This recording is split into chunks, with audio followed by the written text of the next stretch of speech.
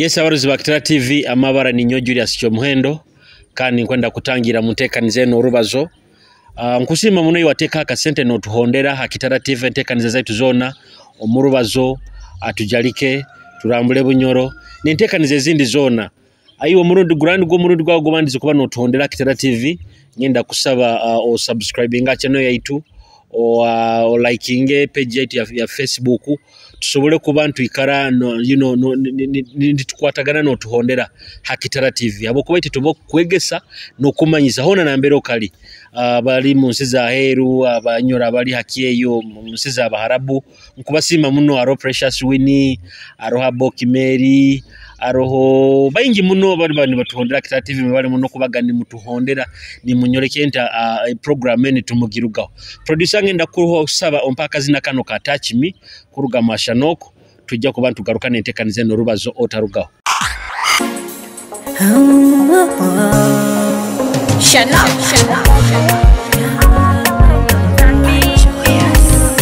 Attack me, I love the way you touch me. Oh, hold me, I love the way you squeeze me. Mkwata, tontanga baby nywezanze. Mkwata, tontanga baby nywezanze. Abaruzi ba Kitara TV ekizina baketa touch me kuruga mwana mwisiki Shanoko kama kandi kiro kinu nuwemba leteire mutekanize ndo rubazo nkwenda tunyumyanyumyemu nawo kinu nakiri bihabuzo bingi munoti manyire kiro kinu entekanize nambera ahwera ngojja kuba omanyire kumukenga Shanoko kama abandi mukira mweto webintu wa maisoge wa mafiga Shanoko kama kiro kinu nuwemba leteire mutekanize ndo rubazo otaruga ha Kitara TV amusahe nemu nkwenda tunyumyanyumyemu nawo Shanoko. Yes. Nkutangirira Kitara TV. Nanyonye semere mno kuba Kitara TV. Akanyiriro kayingiye mutindo nibo.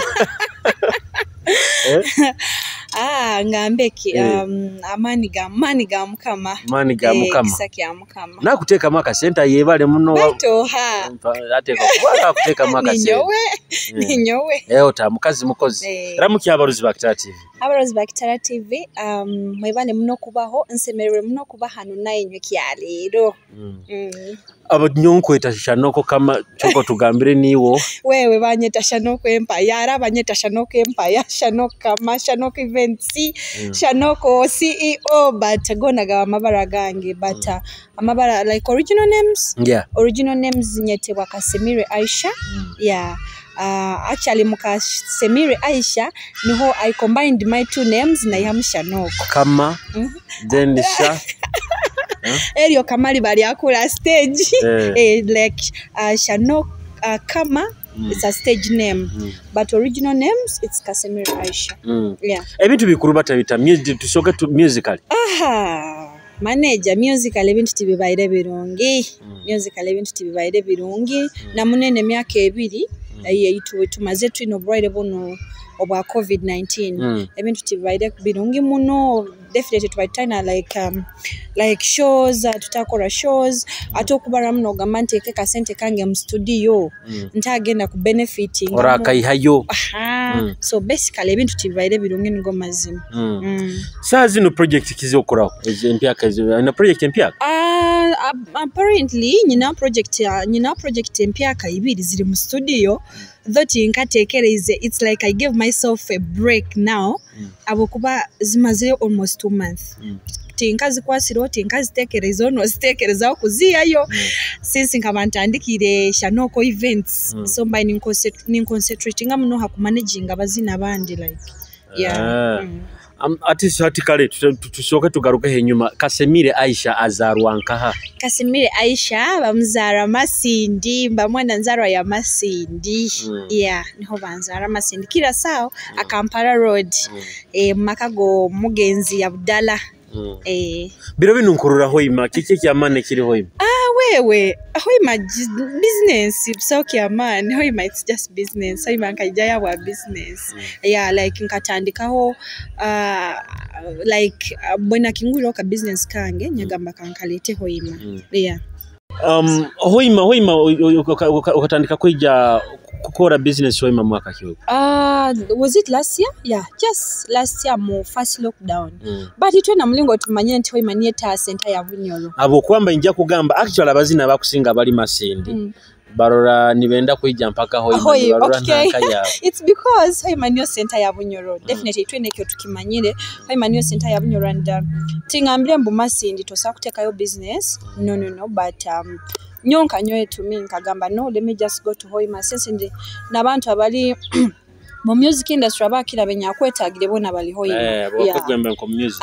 So then nibonya saronye jaha. Hati nkwenda tugaruke ha music. Okatandika di kuzina mwaka ki? Amazi mo kuzina nkakutandika ira nkatandika kuzina way back when I was in primary 4.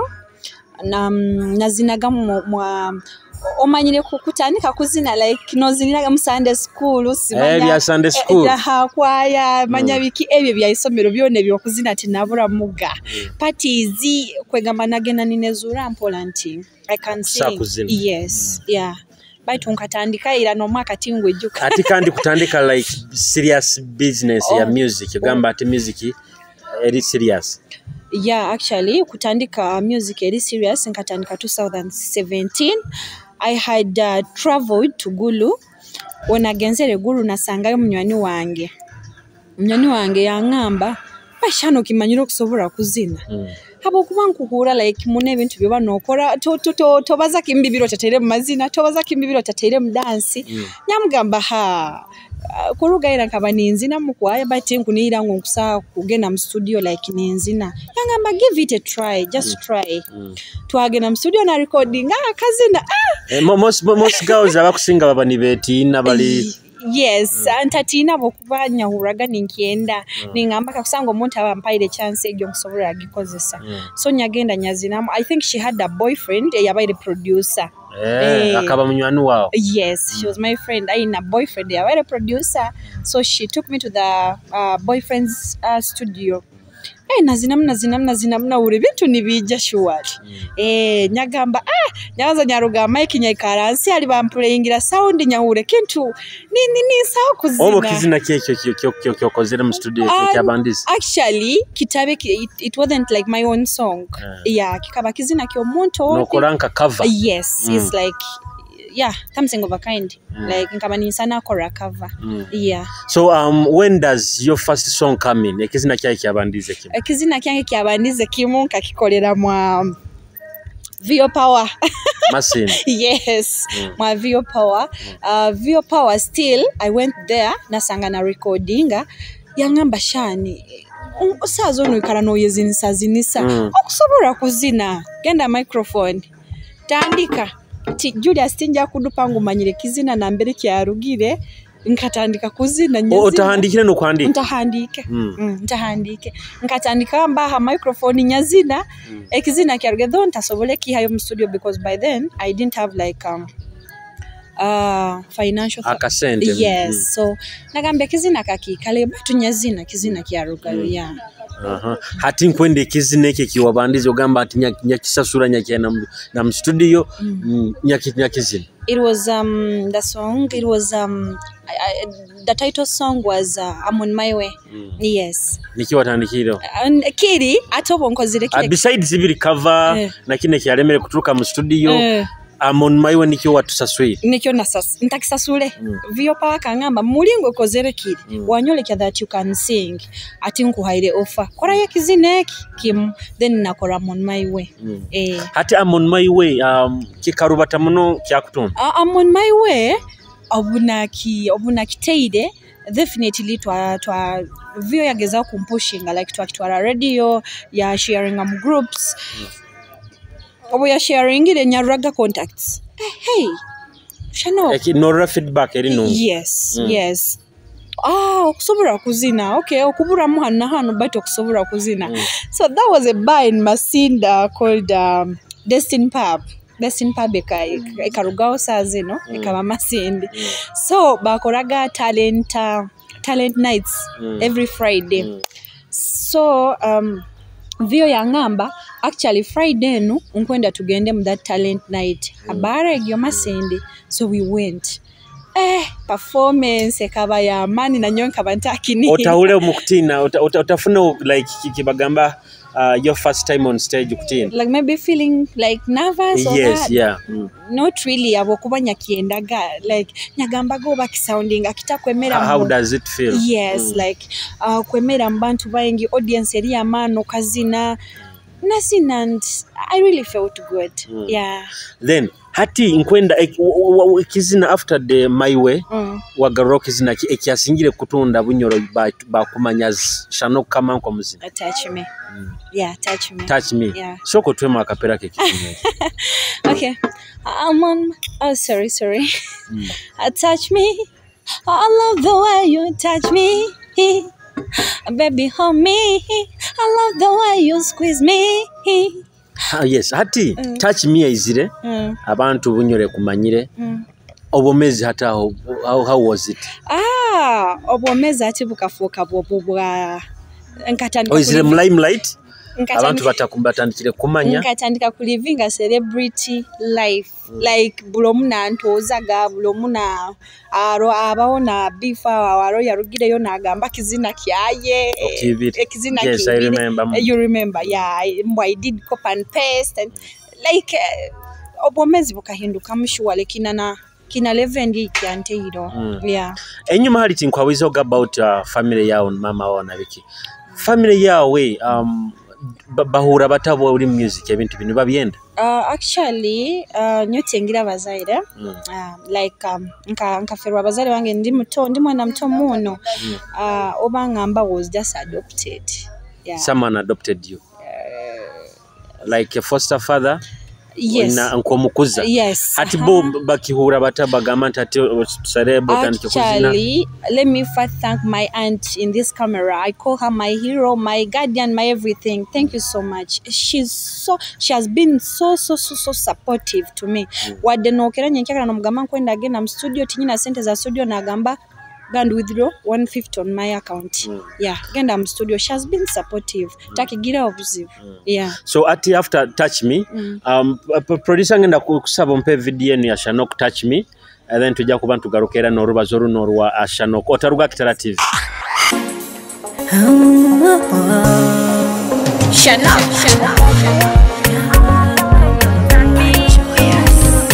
attack me I love the way you touch me hold me I love the way you squeeze me Nkwata tontanga baby nywezanze Nkwata tontanga baby nywezanze baby nyamba Nkwata uruga wagenzere hani timbya mani wendota liyempute mu bumezi otantaisa hani nkarumwa niwe nyenda onseno abandi bobo nabayaye hakiriwe tombiha attack me I love the way you touch me hold me I love the way you squeeze me Nkwata tontanga baby nywezanze Nkwata tontanga baby nywezanze mera kumpi eno jendi tonta abalala bona balimba nze nabavako baby nasikaza gwe mulongo wange abalala bona balimba n'abalala bona bayaye bakandomya muno nyabitaisa nebya love nyabijwaha bunyakufunire mulongo wange okabankiza abayaye attack me I love the way you touch me hold me I love the way you squeeze me honey touch me baby hold me sweet kiss me atomta yes abarozi ba Kitara TV ekizina baketa touch me twina Shanok araba kweta queen kama abashiba akuinspiring actually nkankugambiraga muntandikwa abantu banyeta mabara going but yes she's one of the artists inspiring yeah, I just love her style like her lifestyle the way she mulingo yerabyamu mulingo yeah so music industry challenges nkwendo tuongambire mu challenges zosangirewo myaka ate nga oli music mu myaka ate ngenda mwena so abizibu kibyosangire music basically hano Bunyoro okurora hano nyoti nja kubaza ali Bunyoro honka because I've traveled like nyagenda Kampala still ola kwesere kandi ali muzini wa mana kwesere kuyamba but still mafuno obutakira yes ekintu kyemboine mu music industry Julius mu music industry like abantu benda kukozesa they want to use you first then nibo bakuyambe of which nyoke ntakwikiraniza nakyo I think nkyo of course baruna norufuma rugamba busarumiriro ataine kigende exactly so I think nyoni kyo kyangarwire nyo manya kubaire ndi haramu no mu music industry but by the moment wokangambo kwenda tukole music ekandi tukaika kuloka okenda kumfora okenda akiforo official like no managinga buli kimu akwenda ku managinga buli kimu kengere asonyo tubatakia kwatagana challenge yensangire ni yegyo iwe noija omboina like a stage kwenda ku managinga kwenda kuteka mu sente yes kandi mazima no oli serious but ni tuika samwe batugenze kora project no rugamura mano tanda can it be one of the challenges abakabazini na muno abayisiki hano Bunyoro batatumbukire muno it could be abokuba nkabawo na mnywani wange melody wa Chameleone mojogo manyiri akangamba Shan bobo yagala music wo agende wala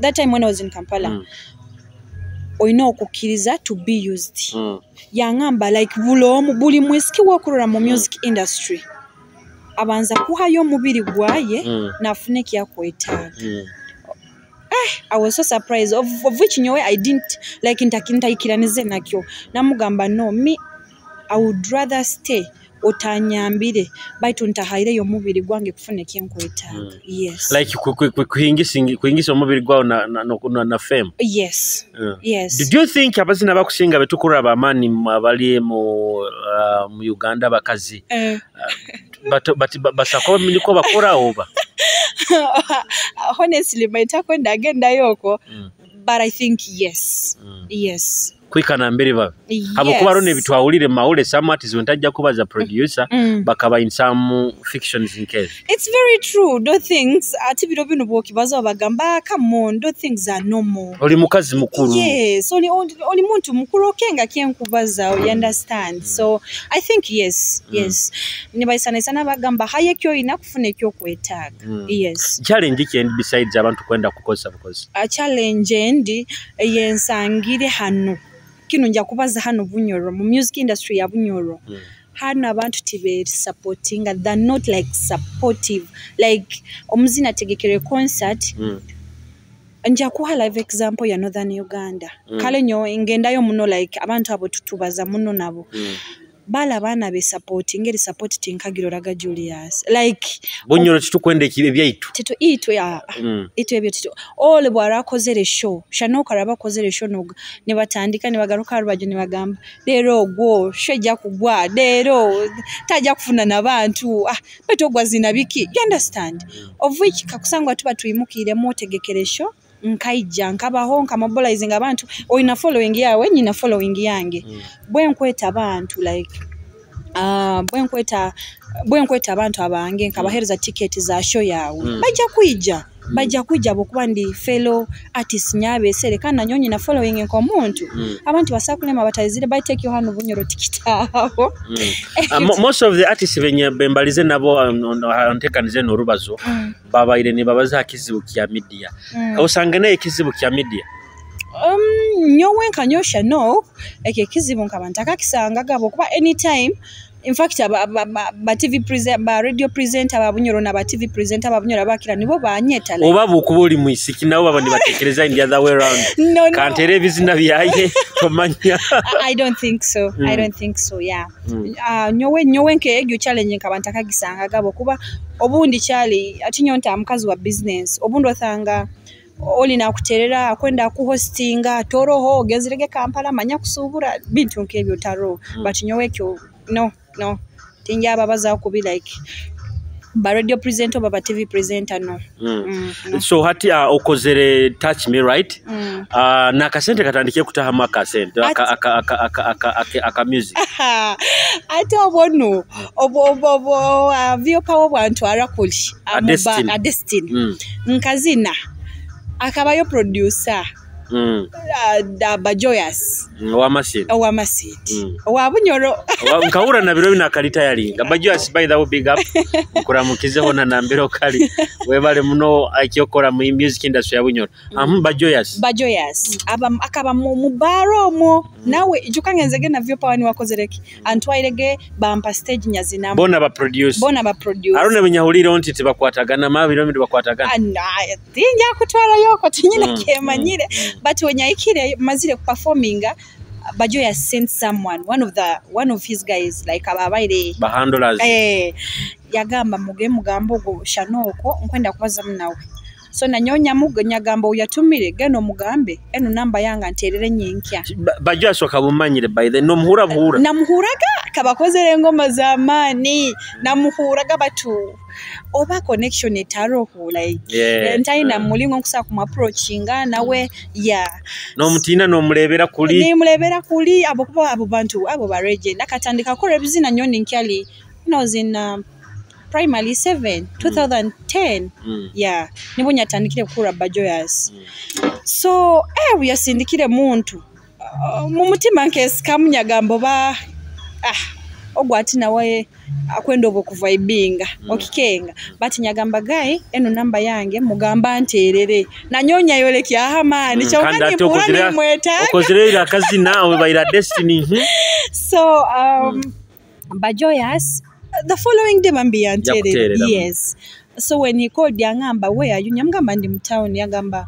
okusa kuja na studio wange studio busumyo erinka eri nyanga studio yaye kabanyanga ya busumyo nkairukira nyakwata jajao nyaikayo nyatam studio yanda mkya nyamura mkya yangamba nkuboneke last night you can sing you can make it so nibunya ko actually touch me why touch me akaba Bajoyous touch me akaba Bajoyous mwa vyo collection akaba on my way hati vyo wahura nti mukwataka na Bajoyous atategeze bakumuiha akanyama bitabe byakanyama actually ebintu bikachankala na to be honest I can just sense it yes ebintu bikachankala nya nasangaga nkatanika kusanga vyo ni mramki atakiangarukamu atakiambonga okikenga ijaona bikaleta some issues nyowe I had an affair with a VO no mkazi wa yanyatakingaho but ekiabaye kitali kya mazima oli tukaba ntukorambe just business ati nabo yawulire ntingenze wa Bajoyous and by then I think ni waba abaire baina misunderstandings the two of them so utazimanyira utazihura ntoga otasensinga ontati rutarenku taye ira runo ruhamani actually bifezo nkaba ntazimanyira omuno to be honest but ngomnyatandikire kuikara na Bajoyous obo ningendaga muna studio nibunyatandika koraki nibunyatandika orutaro waruke yes so ati mafune nkoragana na Bajoyous Bajoyous nkamsanga ali kandi nakolera mbekimuki enkwenda via kaba murungi batatagendera speed yenkoraki like style akaba ebintu yabitwaraga mpura atagendera speed yenkwenda ati ono endeki zino kino game studio kikole na yake kituruki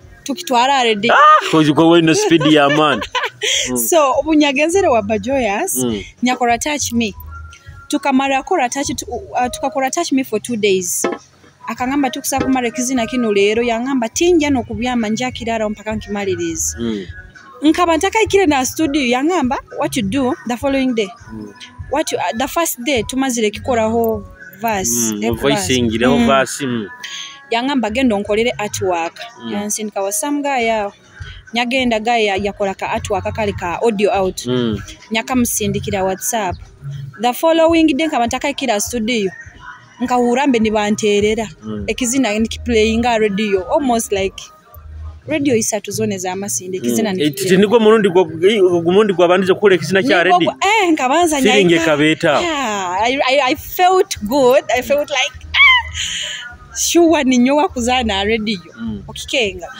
So nkahura kurungi nyarura nyayongera kwenda Bajoyous narura bas mulinga kurubase bintu byaye nanyone konkwenda. Yeah. That time toka kwa tagaini na bazini bakundu hoimanka mokyali masi. Atobo Bajoyous obyatereke byatwale kizina radio batandika kitera natandika kufuna kozi yangamba Shan by then nkaba ninkyali na isomero like nimbaga studio ningenda isomero nimbaga ntyo yangamba Shan nyoti nkore bizina bitai na video amgamba ha Bajoyous nko appreciating ebyonkole ile bayi tutinyina maka sente ka video mwene mnyanyaze bintu bino bikenga amazima nanyowe nyakwendeze video batinyina ki toina kasente yangamba okwendo akole video definitely bwirobo mu film industry like omuntu ya shooting aga video by that time tukaba tuina Echo Ads Echo masi nagamba Echo yagama contactinga Echo yaikiriza nyaba connectinga batandika kubaza Davis yagamba wali ready kwa Bajoyous yagamba ali ready clearinga buli kimu nyonje nyetekanize tugenenka mu shoot ekizina nikika playing obwa ati buloma kaguza ono mwana wanka bite siba kumanyire ati by then Bajoyous yagendaga nasasura na blogger like bampostingo nkagenda kurora like trending everywhere like on social media platforms Facebook hano bampanikire like nanyonta akekiriza kubanya maganta bina idea obundi but nankolera tugambe it looks Bajoyous akateka too much Bajoyous ya chikoraga kurumya video kiki nayo I don't really I think kunihira nti yakikoraga kurumya video but Bajoyous nkwenda kusima mu kamera surely naye wakubairo tamanyire singa tabere Bajoyous busawo yakubaira manyire bunyorwanu singa tabere Bajoyous akateka muno abokwa we yangambaga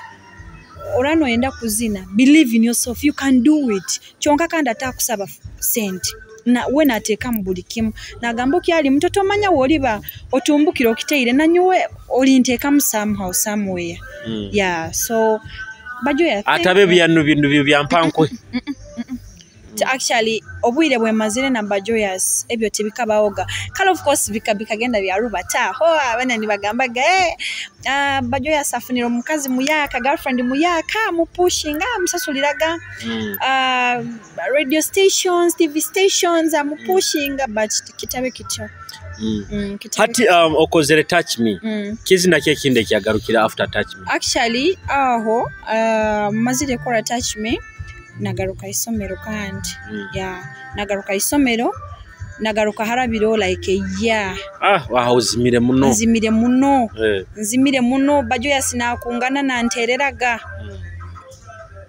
wonyakyoire nibonyakora nakora ebizina bibiri baitontabi ngakora collabo na Fonte Music nakora ekizina Kampala wa Croach baitu nakitaru batemuno tibya soundinga kurunge nkamulingo nabaye ninyenda nakirwa Bajoyous still nakora Balav kale abaruzi ba Tara TV aleka tufune Balav kuruga mwa Shano kama tuli hantekanizo rubazo otarugaho so be my baby I be your baby Romeo Hamuna Shana my baby I be your baby Bajoyous on the beat just a kangamba we meant to be and you always be love and mine no want to kwenda can't you see bambi kugonza no zina nonzi nisanke nyonza jonka yebogenda ongamba kusange mubara sometimes mbani nyenda to be babiri naiwe amazima love nyuma tuli babiri yeah gekereyo kakambo light desert and I know that you will like it you really like it ukulira yo kavansad akali fitting if you say you do you better love me too ataribe bala tibi nyume be bala se bala garuko muka bala tibi nyume be bala se bala waiting for you. It's like I'm going crazy. Sweet love just make me insane. It makes me crazy. Wow, guess I ought to let my boy know everything that I want, to let him know. Angamba Shanok, love is fantasy. Haloka gikoleire, as long as the two of you, you're one. So be my baby, I'll be your baby. Romeo, Hamona, Juliet. So be my baby, I'll be your baby. So be my baby, I'll be your baby. Yes, abaruzi bakita TV nkosi ndikutangira imo kazi nako baketa Barav kuruga mashanoko kandi tukiyamwina hantekanize no rubazo kwenda kushima iwa kyari hantekanize na kutuhondera hona na mbero kali omuntekanize no amabara ni Nyo Julius Kyomuhendo Barav orugira haisomero abantu okaboturukize kizina kya Touch Me harabiro mwaka gumu oturukize Barav kya kutwaranka Barav karubata Barav actually Barav nafuna sponsor yangamba already korabli kim wajja kusasura video hajja kusasura everything hajja kusasura costumes everything yes video turuki video turuki bonya kozele Barav of course Davis yatandika kuruba sekizina ba Joyous yarwa sekizina kizina kyaba kirongi showali kyabanza kyatera no for 4 months kitaina video then nibonya kereza mwana my friends nkaba mumanyire munywani wange yawulize kizina yangamba video eno inagikora video eno inagikora nyonja kusasura buli kimu mwaka kyo just last year 2020 yeah nibo video wajikora but I think ekizina nkakikura 2019 ekizina ekyo no it wasn't 2019 nkakikora yes I think 2019 wow yes nikyo ngambire kikamala like almost 4 months kitaina video nagikora last year yeah yes hata ekizina Barav yes is it new project latest yes actually new project yange no ate new latest but new ye kale bayiro abo kuba ziritinga zitaiswiri zikyali mu studio yes yeah choko tueleze makapera ke kizina ke kya Barav ijaza kangamba we meant to be and we always be love and no monto kwenda can't you see bamingu gonza no zina no zinisanke nyonza kyonka ibogenda ngamba nkusange mubara Shano abantu abakusinga bagire ntekeze gamba nti omuzini kutondo ina kuzino Ruganda have you had challenge have you had nayo ebintu nkebini bagamba nti zino Ruganda yes ngafunaho bantu bangi nibenda ku managing abatu kandi bali ba Uganda yes obundo okozere show habamu abantu bayijo baba Kampala baba izire nabanywani babo bakurora bagamba twakwendeze ku managing batu bo kwijja kuno tukwendo hinduro zineki Ruganda of which me nkabanta kwikiraniza nakyo yeah bazini kinkwendo mpa bazini abakyasinga ku inspiringa I could be hanu bunyoro babuganda ba international bazini kiborano gamanti muntu nkonu bintu bikora byaye byakora inspires me a lot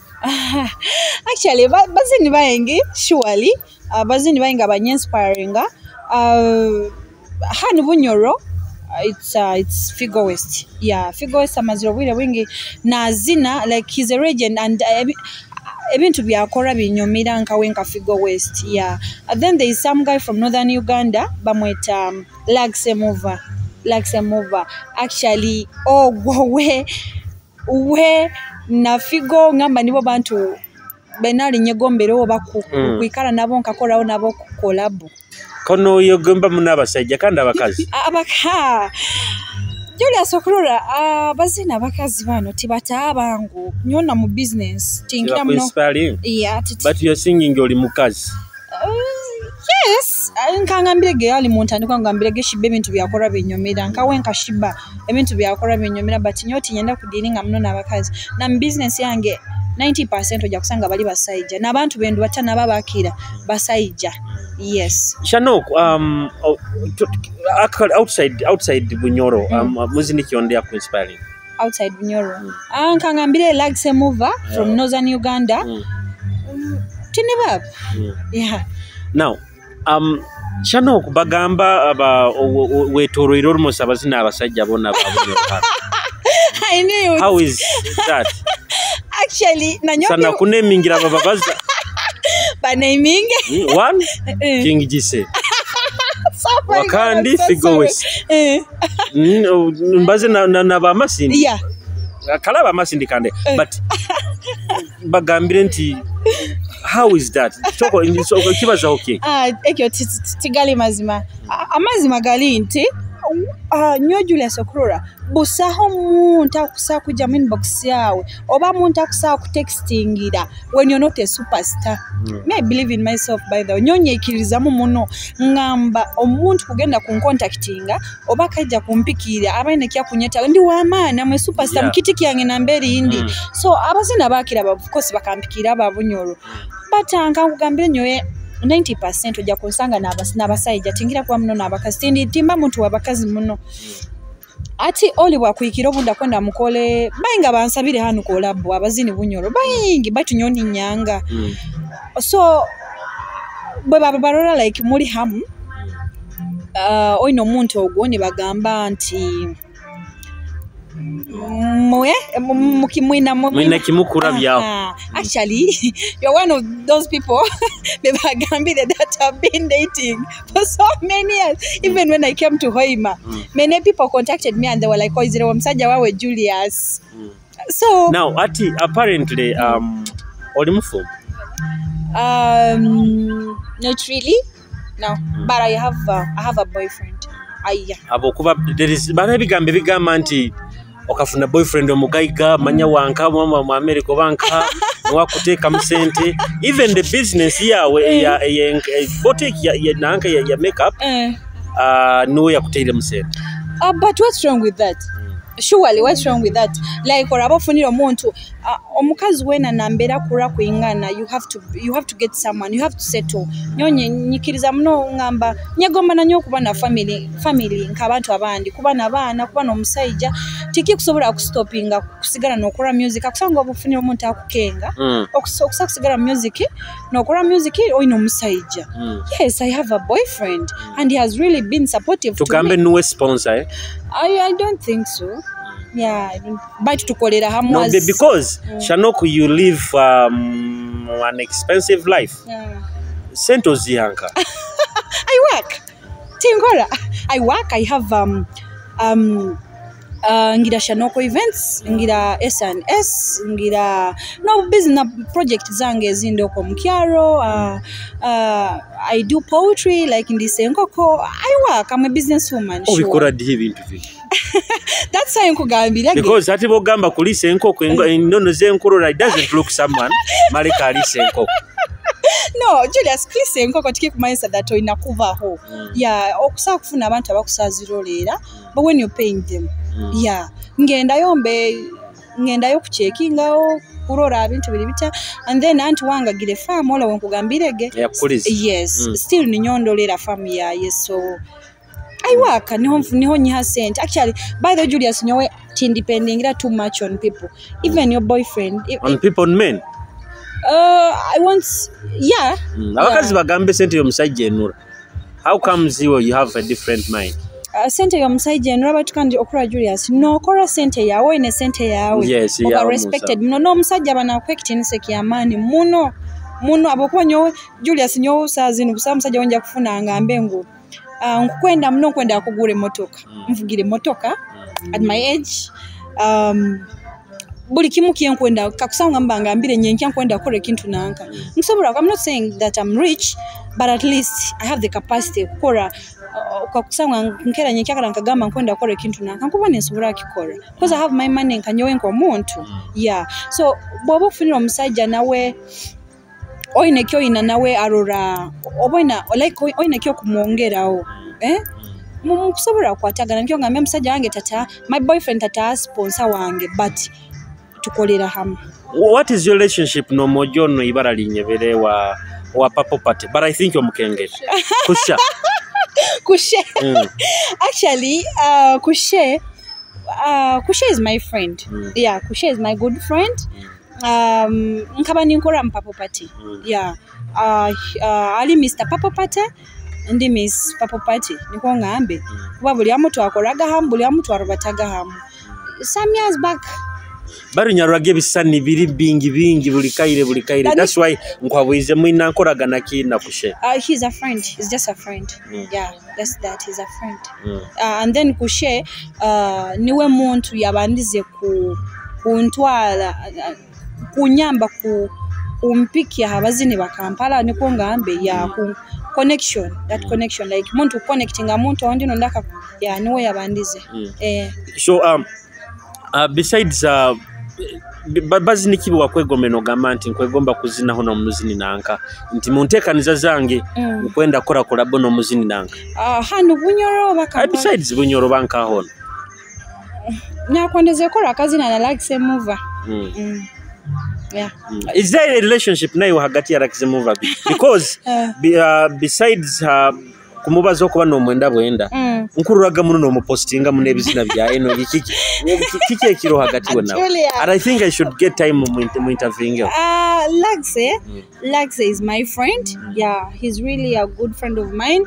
Nkabanta manyine nawe nyafuna baba connectinga nafuna that connection nawe, so we became ngambe enta munywani wange, he's a good guy. Yeah, munywani wange kana nyonye abako yanya inspiring aga munonya gambaga onkusobola kwika ali Laxe tali ngoba wa mani muno baki baitu nyonye talent. Yes. So ati Bala so as in what next music career yao actually breathe no, like I said Danny Montandiko, I gave myself a break. I want to concentrate on Shanoko events. Okwenda ati promoting abazini.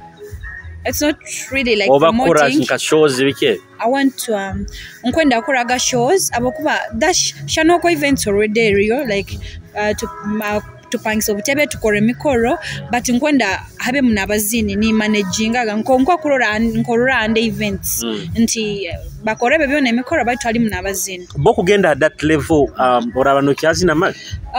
That's why timsakira nchaka nakagamba nkuiting the music mbon designing oja kubogiri mu baitu tagiri mu direct like Shanoko music. Yes, because nkwenda concentrating amno ku managing abazini. Yeah. So now turangire tugambe nti we no longer have Shanoko. No, of course no. Nikyo ngambire ngenda kusigara yokuli but ntali mumuno nkabuli nti oja ku Julius oja kubona show nterere nti mpikire obwiro bono. Apparently oina manager okora na manager. No, tinyina. How been in the business on the BGK okuzira ningo ngambirega I have a boyfriend. But boyfriend manage? No. Ta managing as in musically, though he supports me, but tukoraham. Yes, tukoraham. No wakwa ideas in zone. Yes. Tuina kumusima. Mukodomi. No kwagira. So you want to have Shanoko events? Yeah. No signing up kwenda kusigninga abazina abantu. Apparently we nabo bo signingiro. Nka contacting actually au nja kugara hali na mbiroga mbirege abaki these days postinga muno Laxe Mover. Nka mu contactinga ya wokaminga idea because akabatai na manager. I'm not saying that I'm managing him, but tukaenda kuikara hatebo. He's one of the artists bena kwendeze kutandika nabo. Last time when I called you, I think last week unyabai ni kubokinga for this interview. Yeah. Ukaba nongamba you're shooting a video. Yes. Was vika video ke? It wasn't actually my video, it was Laxe Mover's video. Yeah, akaba na shooting a video. Then he gave me a call. He was like, I want you to come and be around shooting a video yange mpiaka. So I had to travel. Yeah. Now tukura music industry ya Bunyoro, particularly Bunyoro. And to be sincere, kurora regions ezindi mu Northwest Nile na Ankole nka Buganda, okurora ya Bunyoro kind of ekyale henyuma katito. Okutekereza why industry ya Bunyoro ya music habakine kyale hansi. Music yetu ya music industry ya Bunyoro hano ekikyagigarwire nyuma. Titwehagira kikugambirege mu ntandikwa. We don't support each other. Julius na let me give an example of Laxe Mover. Obo akora kazina wadde kayaka. Osanga artwork is agipostingire, rap knowledge agipostingire, like basharingire ba DJ bona basharingire. No muzino ndi nabo akora kizine kiyaka. Osanga bona ne bakora ki. Niba sharing. Honestly, nyoti manyire, but I just admire those people from northern Uganda. Yeah, mulingo bakore bintu byabo. Kakusanga tuba tukozere nkavu. Music industry yano bunyoro yakubaireri. But I think for you Shanok you ina ku appreciating out. Abo kuba I've seen at least ebizina byawe bakozere ndira bazina bandi by posting out. Oh, Julius. I've seen a few about this. Those people bwe baba bakuyambire muno bakuyambire, you have to pay them. Hey. At least bagamba blogger abo bo bamposting aga nigo mazima no basasura. Some of them, yeah, most of them nabasasuraga, but abandi nyoti nyabasasuraga wagena okusanga oli apostingire. Yeah, but abamu obokurangwa kuterera kutekanya kya kutekayo just no ogwaba habali yakiri. Do you think blogger hano particularly speaking hano bunyoro by na effect ya mani ha music industry impact tukambe bakusa kuombe ko muzini bakusa kunago muzini. Yes. I know aba irone basaki kora abamusaze nti bali mu ihanga. Particularly me say Trek must have quit blogging. Yeah. Kandi abaro particular hata sazi. Sazi no timanyire na abaro by the way. Tubamanyire. Sazi na abaro timanyire. But yes na nyonka bamanyire trade. Then me boy nabani nkora na Bajoyas, he was everything. Nkabanta kwetaga na blogger. Bajoyas yakoraga buli kimu na ba producer na ba director na ba manager na tekamu everything. Kandi besides ba blogger kandi ba radio presenters. Bakusa kuombe kwa muzini bakusa kumuna gano bunyi. Yes, nyomanyire one of the radio presenters hano bunyoro. In fact sazino ni waro wa amani muno akusobora kuombeka. I think side yokunaga tinja gibaza but akusobora kuombeka in just a day akakuombeka bunyoro yone kabe kumanyiri mali radio ne hulira bunyoro yone. Oh my god. Okwena ngibaza wa ndo tatera karango ke radio but I'm just imagining radio kehika bunyoro yona. Besides qualifying we have internet anti okusa kuba nkaho no kara radio presentation adnaka internet. Ante nyo kale yara posting it all like costing me. Okaba no kyaruga like a interview amasimu nigenda kuita buita. Kwegamba aina that following ya man aina obanga ambenta aina following ya man. Aina following ya man nti akusaa kufora kyo kwenda kuba within just a day. Yeah. No Shanok. Twina abazina bakuzina bizina hano bunyoro. Kwendo mpe abazina ba batalo mu bunyoro abogamanti this artist ankolera. Honestly ngambirege nnyo buli muntu we nazina mu appreciate. No, but to be specific on this kwendo mpe batalo bunyoro hano. We know not to subtamining on the number 1 number 2 but batalo. Figure West. Jasper. Who else? Bunyoro yonoro wakabazaho babiri bo. Honestly ekanda abayisiki. No abasi. I'm sorry but surely abayisiki titinja kigenda omuno abokuba arabazi abazini basiki bomanyira hano bunyoro. No buso muzini musiki bomanyira hano bunyoro. Since I came to Hoima, there is this girl, she's called forgetting her name. Yeah, she's called T9 something. Serena something. Yeah. Hati ngambira bainga wakabazaho babiri. Nakabazaho babiri. Yeah, ngambirege Figure West, anyagamba Whisper, who else? I think in Nibabu. Busaba basatu. Besides Figure now Whisper. I've just mentioned Serena. What is her name? Serena? Yeah. Serena T9. Yeah, though tinkafuna go bwire like kuliza music yaye. Atukukingira utakukolera. Yes. Utamaye music. Yes, mpura ni bamubaza ko Hoima. Baitoka uraga music yaye. No. Tinkaulizaga music yaye. Yeah. Let's sembera kuti nitumalize ntekani zeno Shanok. bigambo ke bikusembayo ando tugambe na plan yawe as Shanok. Ebigambo byange bikusembayo boli bano enda kwangura mu nsi eno nyo Julius nkozesa munaka gambo kano kusingura yes kusingura yes mu nsi muno tatamo mugaga no munako hali nyowe to me as Shanok according to my understanding baraba gamba obugaiga bomezi exactly okibalizo kimbalize nyowe Julius obobo ino bomezi mu nsi muno buli kimuke kusoboka obomezi nibwo bugaiga obukubanza mu nsi eno just stay focused olinde time yawe otarura Shanoko navuga okazimba omutima just kora na mani olinde time yawe yes abaruzi ba Kitara TV ogabaire Shanoko tinkwenda kuongera ebigambo totugambire what plans do you have this mwaka guno kujja kuwaho mwaka gukwijja turareke sine kiyaka actually mwaka gukwijja projects zikuija but ngangambire tenja kuba direct maybe kemba saba muhagire Shanoko events the other side of Shanoko S&S fashion store and makeup center then mulinda bazina abana benkuleta abo ati no buturaruga hano leta akasente ka advert oiroho ati ngenda kusaba nekisembayo kizina kike wakwendeze kisa kwa kitali kiyawe for any artist yakwendeze kuba no huliriza nyakwendeze kuhuliriza Dogora from my brother Lakizemova.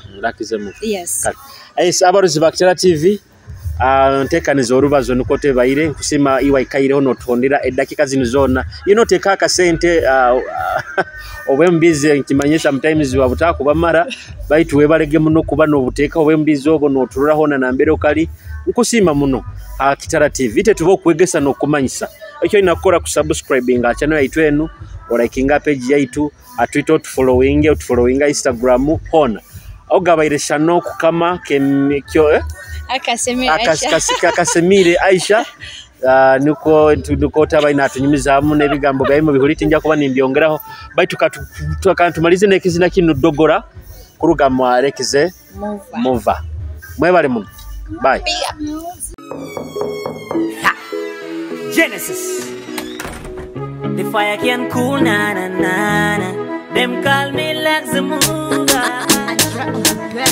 you already know Amiri kuona charo Dogora Biri kuona charo Dogora Amiri kuona charo Dogora Dogora Amiri kuona charo Dogora Biri kuona charo Dogora Amiri kuona charo Dogora Dogora Dogora me yom twin Dogora me yom twin Dogora me bebe Dogora me mara Dogora me mara Mama ripinaga Kuona miro ngatabiru chalo Dogora Mawego jame mara juduji pedo ni kuona miro ngatabiru chalo Dogora Mawego jame mabejo kekendo ni kuona miro ngatabiru chalo Dogora Mawego jame mara juduji pedo ni kuona miro ngatabiru chalo Dogora Mawego jame mabejo kekendo ni kuona Kayom chuju biru wego donyoba Katama bejo biru wego donyoba Kalure mabejo biru wego donyoba Yabo malachi wego donyoba Amiri kuona charo Dogora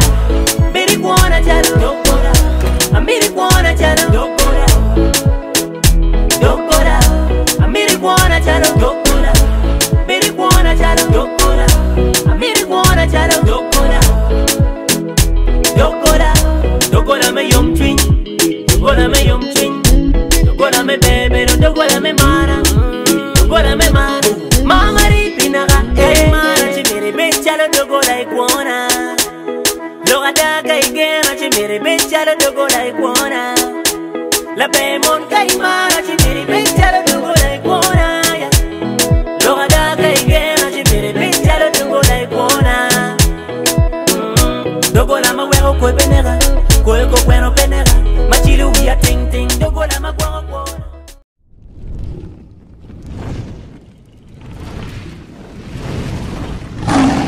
Kitara TV kwegesa kumanyisa